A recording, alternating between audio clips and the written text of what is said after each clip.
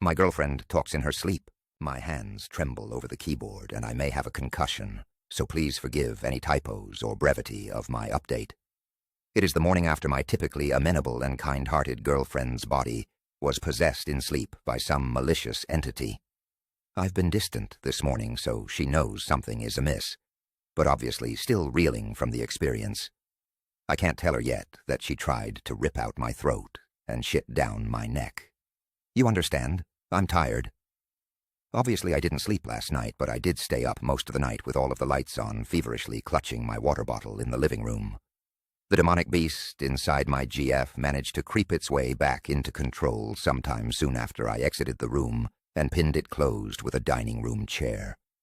Given her eye movements and the activation delay, my theory is that the beast is allowed control during REM.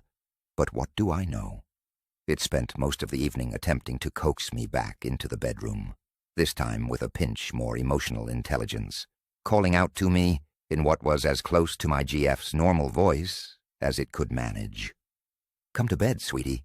Why are you sleeping on the couch again?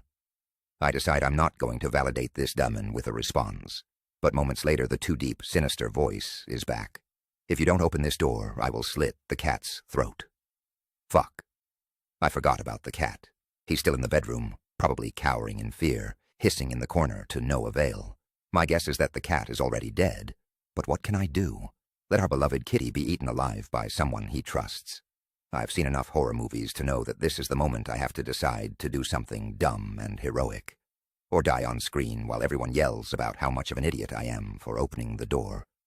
I may have a little more sympathy for these characters now. People thrust into impossible situations are forced to make impossible choices.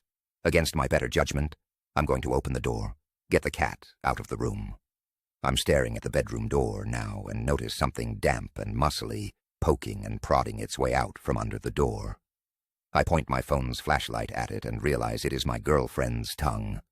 I catch myself experiencing an intrusive thought, wondering if she will want to know why her mouth is full of cat hair tomorrow. But this is perfect. I need to test out my new technique, a spray bottle full of sink water. I spray the tongue as it inchworms itself around the edge of the door, presumably looking for purchase on my human flesh. It immediately recoils, and I hear the body inside collapse. Water is still a demon possession off switch, I decide, and immediately tear the chair away from holding the door locked. I don't even have time to think about whether I have holy water on tap. I need to act fast. Attempting to open the door now, my SO's unconscious body is blocking me from entering. It requires quite a bit of force to slide her ragdoll body behind the door so I can squeeze through. Trying not to look too closely at her, I realize now that she is sweating a black oily substance, and the bed and floor are totally drenched. I realize the reason it was so difficult to open the door. The demon sweat is sticky. She may be stuck to the ground. Carefully avoiding stepping in the demon superglue, I'm now inside the bedroom. To my dismay, I don't see the cat right away. It makes sense. Frightened as hell, it must have crawled and hid under the bed. Yikes.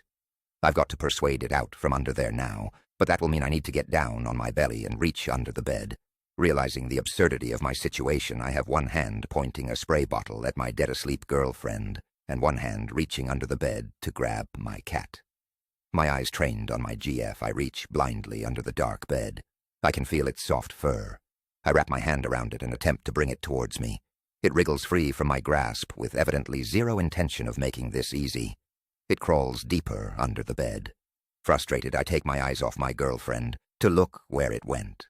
No sign of it. I make the call to put the spray bottle down and point my phone flashlight under the bed. It's too deep underneath for me to get it from this side. I'm going to need to go around to the other side to capture it. Pulling my head back out from underneath the bed, I realize my fatal error. My girlfriend has woken up. She is standing over me, a dark tower as I lay vulnerable on the ground beside the bed. Her teeth look sharper from this angle in my phone's flashlight. Why didn't I turn on the bedroom light? She is drooling that black, oily glue. Her hair, normally a gorgeous brown, is so glossed with black paste that it has slicked itself to her head like she just got out of the shower. Her eyes are menacing, wide open, bloodshot and yellow. She looks tired. I'm tired too. But it's time to go. The cat heroics can wait. Just as I'm about to scuttle an adrenaline-filled crawl around her legs and out the open door, she grabs both ankles with both of her arms.